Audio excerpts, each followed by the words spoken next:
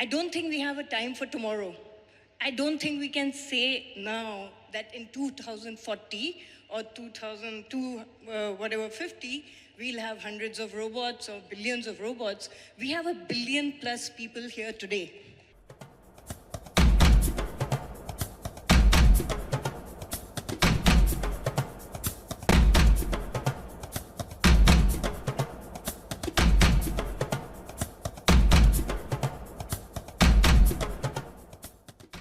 Now we're going to bring in a true hero, which is nature. We've talked about everything, and we haven't talked about the actual technology. The most powerful technology is nature itself. Mysterious, inexorable, mystifying, and humbling. And the next speaker is somebody who's engaged deeply with nature here in India, protecting it, examining it, creating a network of young people that are shifting in their perspective and their psyche, imbued by an idea which is the philosophy of the forest, the idea of interconnection, building something so hopeful and so unalloyed, as I use the phrase with Pushmeet Kohli. It is about living in the heart of nature, engaging with nature. What perspective does that bring to being human?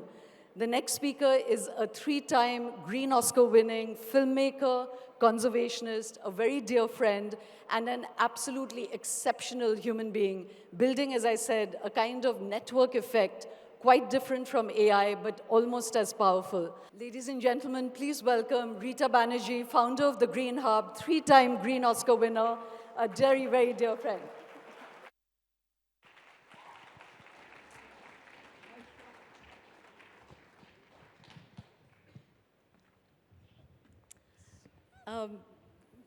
Rita, I'm so unused to calling her Rita. We have another diminutive name for her. But Rita, it's so wonderful to have you here. You know, as I said, we've been looking at many dimensions of what it is to be human, but you've really gone into the heart of that biosphere in which we really live, and that's nature. You've created this network of young people, you know, the work that we saw on stage, the Green Hub and the Green Fellows. Tell us about how that idea was birthed in the first place, and what is the vision that's been driving this? Shom, the whole day has been just fantastic. That's the first thing I want to say. And actually, I've been just reflecting on what do I actually do. And I think the only way I can describe it today is that I'm actually working with real human intelligence. That's what I'm working with, right? And I'm working with that intelligence of the human mind to really protect nature. And I'm using a very simple tool, a video, to connect that mind, that beautiful mind that we have, to understand that tomorrow is about protecting nature. If we have to look at our lives, if we have to look at water, if we have to look at the forest, if we look at the food that we eat, it is all about protecting nature. And we have all the ability in ourselves, in our minds right now, to do it. I don't think we have a time for tomorrow.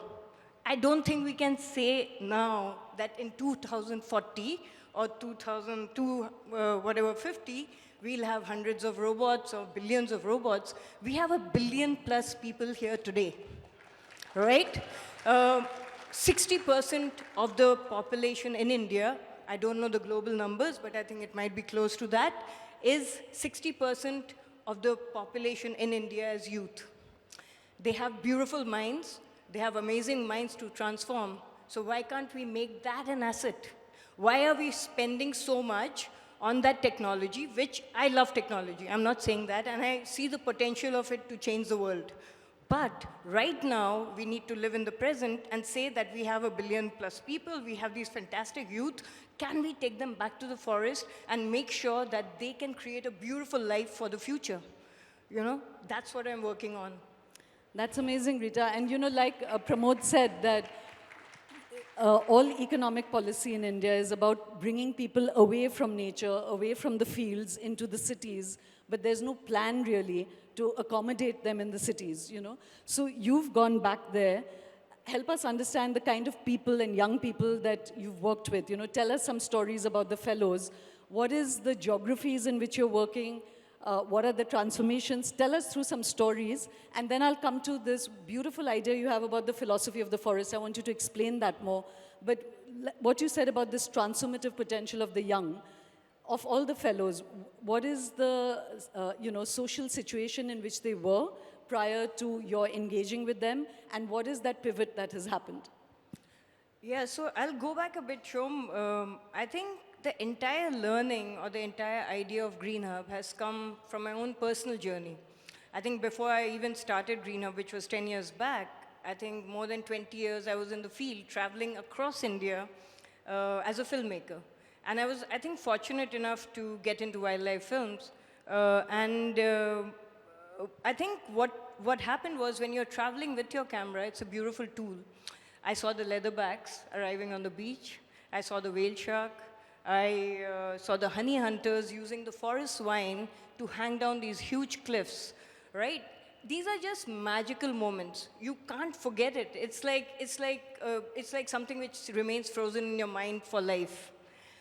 At the same time, you saw the other side. I've spent the whole day tracking an old woman carrying firewood and selling it in the market so she can feed her grandkid. I've filmed a midday meal where a child or a girl of, she must be 6, 7 years old, she was scraping the dregs of the vessel to feed her younger sibling. You can only feel completely helpless at that moment, you know?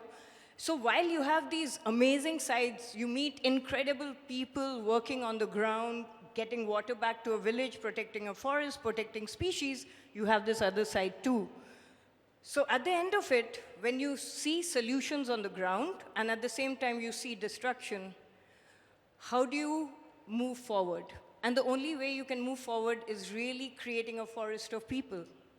Really creating a forest of people who understand that if we come together as a community, maybe we can create their future. We keep saying youth are the future. How do you enable the future? So I think these ideas kept going on. We had thousands and thousands of stories to tell, which I can't do alone. But these stories are important to come out. How do you do it? How do you engage youth in conservation? They are the future. So that's how the fellowship got designed. And then the whole thing was, who are these youth I'm going to work with?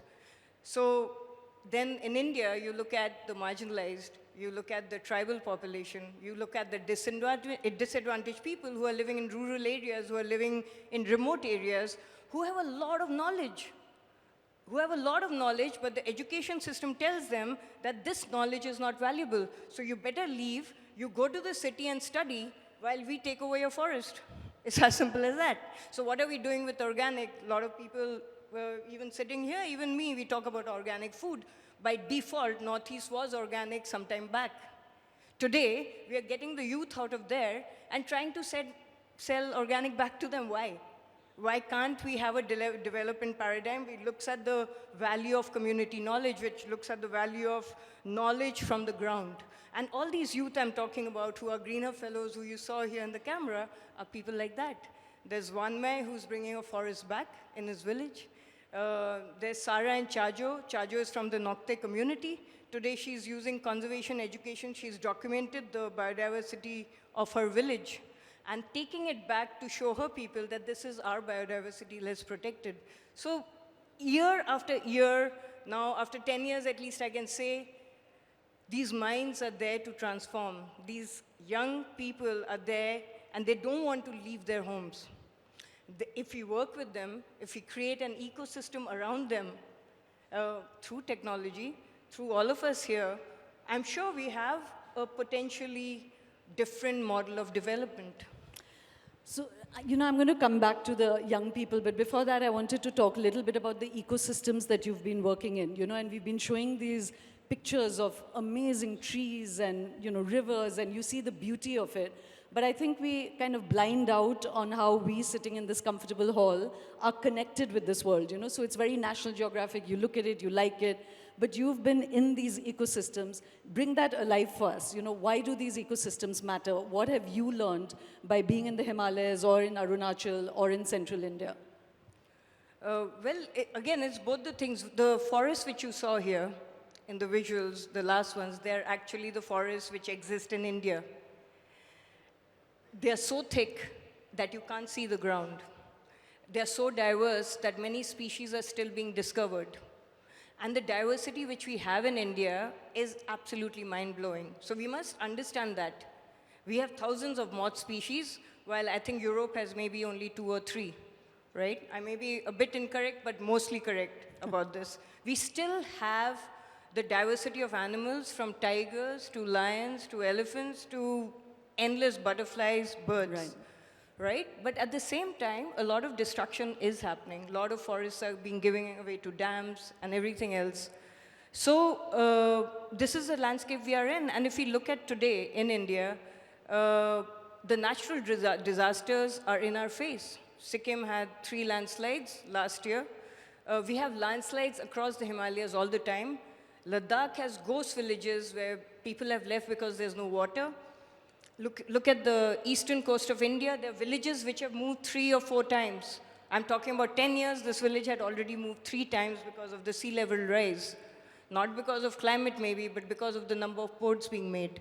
So it's all in our face. So these are the landscapes we are talking about. We have one of the most biodiverse landscapes in India, despite 1 billion plus people, which is a positive thing. So, Yeah, and you know, when you're talking about biodiversity, I think there's been one sort of paradigm where you think of protecting nature as a liberal, left, you know, chivalric kind of thing. But it's very important to understand that we are very interconnected with that. You know, the Himalayas is the 3rd pole. I think 30% of wetlands in India are disappearing. Our surface water, you know, is polluted. So that idea that the Himalayas is somehow disconnected from us, or that Arunachal or the rivers coming from there, you know, that it's an economic vitality, a vital line for us, is something that we get blinded by, you know, and your work brings that back to us. So I just wanted to drive that home. And when you're talking about Arunachal, I wanted that economic value. I know it's priceless, it's but the forests are the largest carbon sink for India is in the forests of Arunachal. Yeah. It's a fact. even the Ganga is supposed to Yeah. absorb some of the, you know, it's the biggest carbon absorbent that there is. So if it dries up, 400 million people would have nowhere to go, you know. But apart from that, you know, this collaborative network that you're creating, one is to have a psyche shift, but it also has to have economic plausibility, you know. So have you been able to create that? Is there any livelihood? Is there any economic potential in young people staying back in their habitats rather than moving to the city? So only way I can describe it, Shom, is through the work we've done. When we define livelihood, or we defined economies, or we define everything by money, can we look at a different paradigm here? So out of all the youth who have worked with me, almost 80 to 90% are still working in the region. They're earning, if you talk about straight livelihoods, they're regional filmmakers today. They're making films at the local level. They're earning through that. But the real value is in the fellows who are going back and working with their community. And when we talk of livelihood, they have agriculture fields, they have community forests, they have biodiversity, they have community knowledge and community wealth. They are going back to make sure that that wealth remains. They have food security right now. They grow their own food. They're not dependent on anything outside. So now if a youth from a village can make sure that his community doesn't lose land, his community doesn't lose their own forests, they're absolutely secure food-wise, then nobody can exploit them. Actually, as you said that, this thought came into my mind that, you know, we are asking about their livelihood, but I would say that in a way they're the guardians of us, you know, because if all of this disappears, we would be deeply impacted. Absolutely. So in many ways, they're economic guardians for all of us sitting over here, you know, by protecting these. And you've made it plausible, whether through homestays or, you know, even other ideas which are collaborative with nature rather than extractive or exploitative of nature. And I think earlier when we were chatting, you used a very nice phrase where, you know, there are some government-protected sanctuaries, but these are community-protected sanctuaries. And, you know, that's something that your way of thinking has enabled. So I just wanted to say that. But Rita, now we've been seeing some of footage from your films, you know, which won the Green Oscars. And there are these huge nature-human flashpoints as well. So talk to us a little bit about what these films were about, you know, the Wild Meat Trail, the Whale Shark, the Elephant Capture, which you did with Mike Pandey and Shibani, you know, and it's from your earlier time. What is the thinking there? Because there too, there are communities that are clashing with nature. And while it's positive and hopeful to hear the stories of Green Hub, are there also a lot of community nature flashpoints that are happening? Yeah, I think Whale Shark was a landmark film. I think Mike is in the audience. He's sitting here. So it was years back. Shabani and I were working with Mike. And That's Mike Pandey, and we should give him a round of applause because he's at the level of Richard Attenborough. You know, he's won the Jackson Hole Lifetime Achievement Award, and that's a legendary person sitting right here. So, Mike, I can't see you, but thank you for being here. So Shores of Silence was a film on this biggest fish in the ocean, the whale shark. And whale shark used to be hunted down because the liver was being used for waterproofing boats. And till some point, maybe the numbers were low. But then this whole idea of what used to happen is you take out the liver and you throw the carcass away. And then there was an entrepreneur who decided why not sell the carcass. And that's when the balance went. The carcass started getting sold. Now these fish are, a smallest size is 30 feet long. So when you're talking about the carcass, the fat, the blubber being sold, it was being sold as tofu meat abroad. And suddenly the scale of hunting went up. So when we were filming, this was, I think we started filming in 97 and we finished filming in 2000. So we saw these beaches full of whale sharks which had been hunted down by fish workers, by fishing families, by fishers. And it's not against the law to hunt down a fish. So the only thing which we had to see was that we may come out with the film, we may come out with the footage and stop the hunting of whale sharks, but will it impact the community? So I think as filmmakers, as people working with communities, you have to be responsible enough to check what your impact is going to be. And I think once we were sure that that wasn't the main livelihood thing, we came out with the film, and that led to the ban on killing of whale sharks. And I think it also led to the Wildlife Protection Act law being changed. It was the first fish to be protected. So I think films have a huge impact. But then if you look at Wild Meat Trail, which was on hunting in the Northeast, it's not going to change things overnight. It's about generations Culture. Of hunting. So what do you do? Then you have to go beyond that and really think of your intentions. Are you going to make films and be happy with the awards? And yeah, the film did really well, but inside of you, you were like, is the hunting going to stop? Are you going to make any difference? And that's when you start thinking of your work more deeply. And that's what I meant by intention. I think solutions are all there. So that's when we started working with the community. And it's a slow process. It's going to take years. So, yeah. Couple of questions, Rita, before we have to stop. Is that I want to delve a little bit deeper into, we use the phrase philosophy of the forest. You said we need a forest of people. But what is that philosophy? What are the values that the forest teaches you? Yeah, I think, Shom, this is really an important question because if I think of Green Hub, the way we are building it, or if I think of the way we live, I think forest is our best teacher.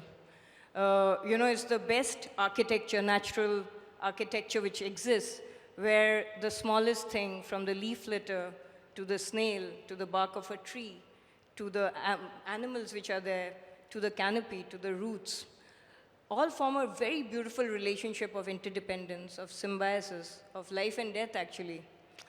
And everything grows, everything contributes, everything gains.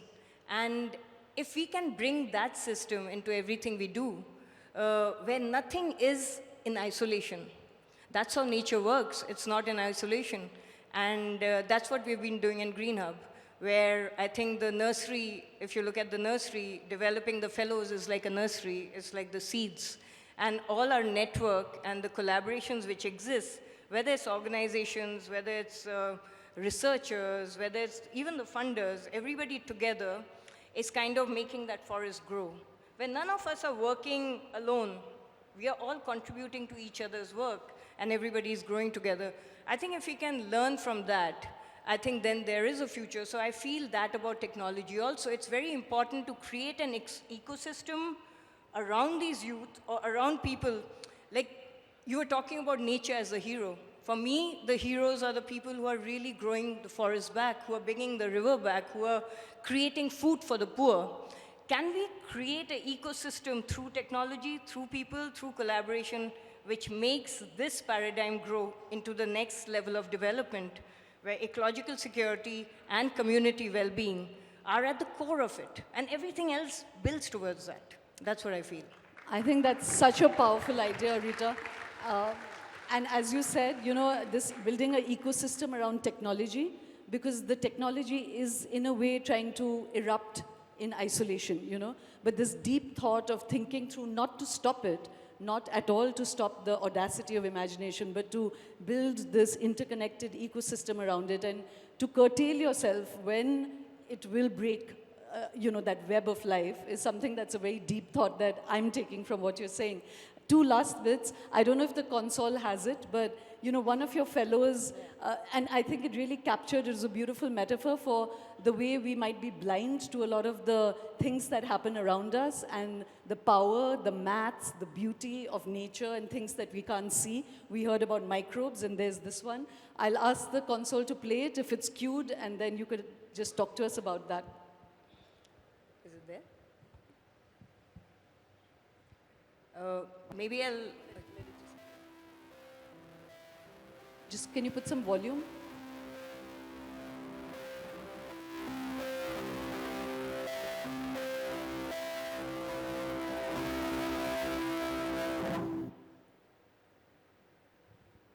Could you guys hear it?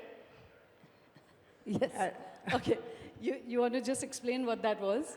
Okay, so there's this very interesting fellow from Nagaland called Tejaviko. His Instagram is Jaja Chase, if you guys want to follow him.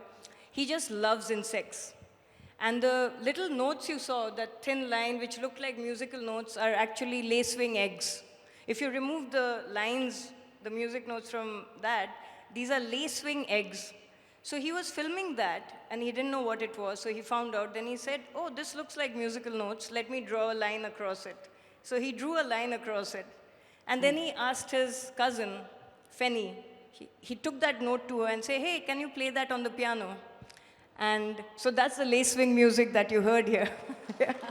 So, yeah, so as I said, human mind is just beautiful, and we just have to look at what exists around us and really create the solutions out of that. Yeah. So just to end, Rita, you know, when you were talking about creating communities, you've created the Living Lab, you know, but a lot of that also is the funding. And because we're talking about a world where there's always discussion about return on investment, but there's also sometimes a return on ideas, you know, and definitely with Shiv Nadar Foundation and all the other partners that have made Synapse possible, there are people who are believing in something beyond just the immediate market value of something, and one is fortunate to find that. Your work would also not be possible. You would not be able to enable all these young people if there were funders, sponsors, patrons who didn't believe in it. So I thought it'd be useful to give a shout out to those who have helped you create this, and who are they, and you know, what did you say to make them believe in you? What did I say to make them believe? I think there are no shortcuts. So as I said, I'd already worked 20 years. So by the time I started this idea, there was nothing like this which existed. But I already had a network of people. So I think when I took this idea, people came in. So I got a seed money to start. But if I look at as the project grew, for example, that's what I said about collaborations, which are beautiful. So now we are getting funded by Royal Enfield CSR, which has helped actually scale up our work. We are doing our work. It's our dream to take that idea forward. And the CSR funders, I think the whole idea of funding has also evolved. There are the Rohini Nilikini Foundation is also there. So yeah, like them, many more. But the beautiful part is that it's not a one-way process where we are getting the funds and making it happen. It's like really ideating, sharing our vision, and sometimes ideating together. How do we pool in our resources to make things happen? And I think that's the way forward, where we have to all come together as a community, not as individuals. Absolutely. Thank you very, very much, Rita. To create organizational structures with the philosophy of the forest, that's a really profound idea, both for society, organizations, and technologies as well. It's a very big metaphor to leave us with. Thank you very much. Thank you. Thank you for Thank you, joining Shom. us. Thank you.